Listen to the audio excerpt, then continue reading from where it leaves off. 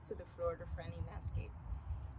Besides all the beauty that the program has to offer when it comes to protecting the wildlife and reducing stormwater runoffs to protect our water canals and our waterfronts, there's also an enormous amount of financial savings with the program if you follow the principles. Because one of the principles, which is one of, I think, the most critical part for me that I sort of looked at, was water efficiency.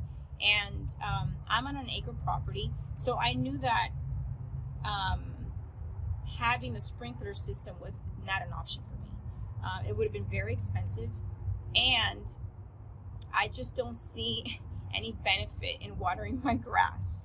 I know that's a very controversial statement, but to me, wasting fresh water from such a unique ecosystem that we have on grass, it just didn't fit with my goals in my yard space. So I knew that I wasn't going to get a sprinkler system. So just paying attention and sort of following the principles of the program allowed me to save in a lot of ways, not just water, like I said, but also how do I make soil. Soil is one of the most expensive parts of gardening.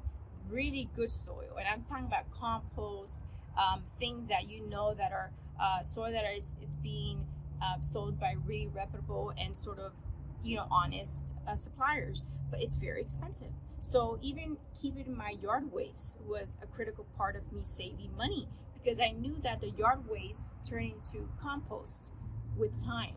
So I had to use time to my advantage here. And of course, building a compost bin was another element of how the program has taught me to use the principles in ways that it can financially help me in my yard space, because my yard space could be very expensive when it comes to gardening. So the program has a lot to offer. Those were two, and of course my favorite, wildlife.